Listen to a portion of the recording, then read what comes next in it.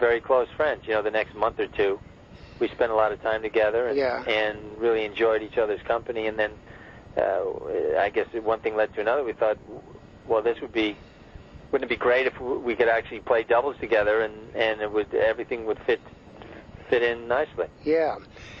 He never considered playing with Vitas? No, I don't think so. Yeah. I think he played a couple of tournaments with Vitas, but you know, it was just a different chemistry. We were very good friends. Yeah. Well, you two were very successful as a doubles team. Can you say what you think it was that made you gel so well? I think it was personalities more than anything. I mean, you know, okay, fine. We both were, both of us were pretty good doubles players. I mean, he was probably the greatest doubles player who ever lived, in my opinion. But you know, in the very early days, we were both good doubles players, and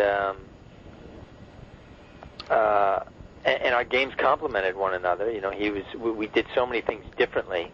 I was kind of the hard-hitting right-hander. Yeah. And he was more of a touch player, lefty, and so, you know, I was big, but he's quick, and you know, we seemed to fit so well together. We each kind of benefited from the other's assets, but I really think that we understood one another quite well. I mean, and so there was always, I don't think there were many times when one of us lost faith in the other one. You know, we always knew that when the clutch came around, we'd pull it together. Yeah, and there was never any friction between you. Oh no, I wouldn't go that far. There's plenty of friction. You know, but you know, that's, if you have two strong personalities, that's what happens. Yeah. That statement you made that's been repeated so much, that at the best doubles team in the world is John McEnroe and anyone. Do you still feel that way?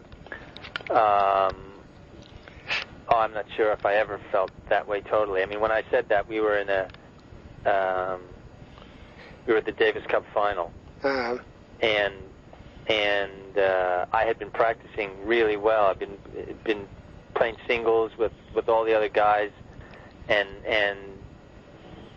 been winning sets against a lot of the guys, you know, a lot of the guys who were on the team, and I was expecting to play great in that doubles, and had really built it up, and I really wanted to show people that I was back, because I had a couple of bad years, and you know, we won the doubles pretty easily, but I played only average, and I was disappointed. Yeah. And so I always kind of like to say,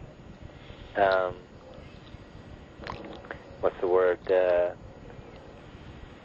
Well, just not out of the ordinary things, but sorry, I can't think of the word. Anyway, I like to exaggerate a little bit, and so I said it. And he looked. As soon as I said it, he looked at me and goes, "Don't say that. What are you doing? What are you, crazy?" and you know, but I was so disappointed that I mean, you know, it's not a huge exaggeration. I mean, I think it's a very naive statement to say, and there's no question that he was a good level above everybody else in tennis. Yeah. You know, as far as doubles, he was just an unbelievable doubles player. What made him to say that he could be number one with anybody else? That was a slight exaggeration. It was hyperbole. Yeah. What made him so wonderful a double? What was it that? Well, beyond anybody. You know, apart from the fact that he competed so well and just did, you know, he was unbelievable serve and volleyer, and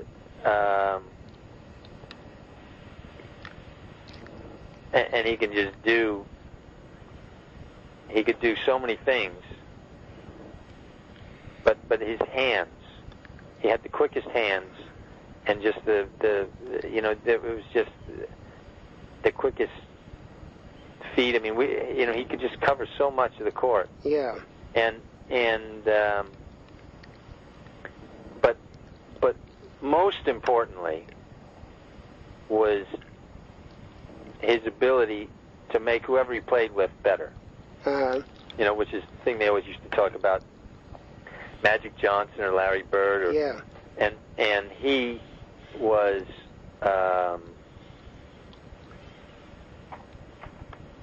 he was great at that. He just had this aura that was that was really powerful, and you just felt good being on his side. Was it something a kind of a personal aura, or was it the actual his actual play that kind of pulled yours up? No, I'm talking personality. Do you think he should put himself in the Davis Cup doubles coming up?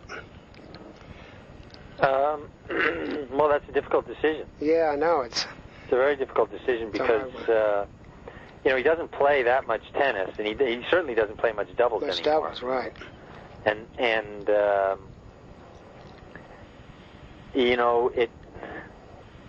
if he had an opportunity to play three doubles tournaments in a row, I'd say then definitely he should pick himself. Yeah.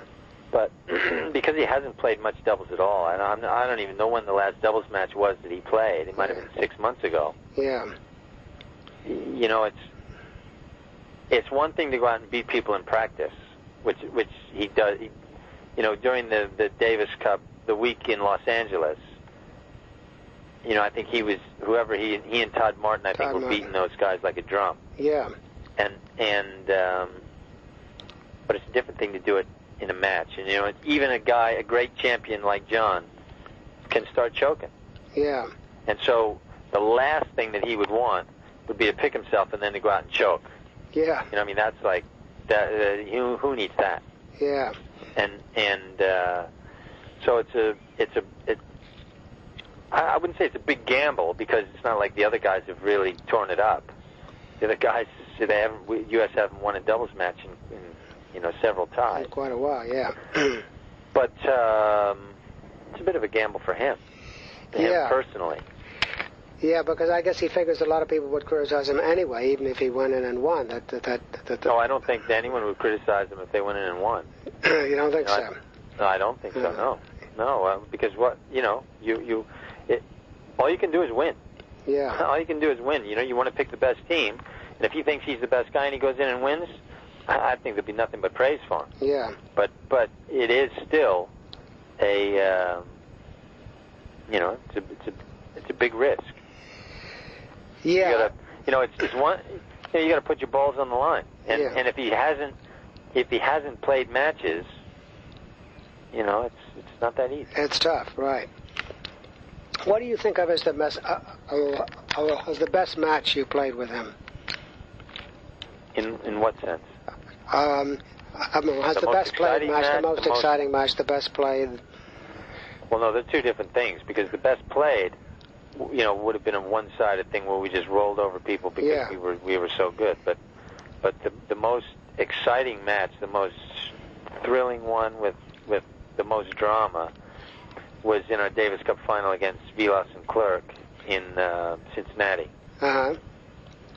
And that had everything. I mean, it had arguments among players and captains, and the court being ripped up by the the Argentines. So we had a 45-minute break, and we started out playing really well, and they pulled all sorts of con jobs and disruptive tactics, and when we came back, resumed play, they played unbelievable, and they served for the match at 7-6 in the fifth, and we broke them and ended up winning 11-9 in the fifth. And the match was tied 1-1, as we played that match. So really, it was that crucial. doubles match determined the winner of the tie. So it was crucial. Yeah. And that was in Cincinnati, the one in Cincinnati. Yeah. I don't remember what year that was, but it must have been 80, 81 or 82. Yeah. Have you any feeling about why John, why he burned out at the age of 25 and In 1984, he had his best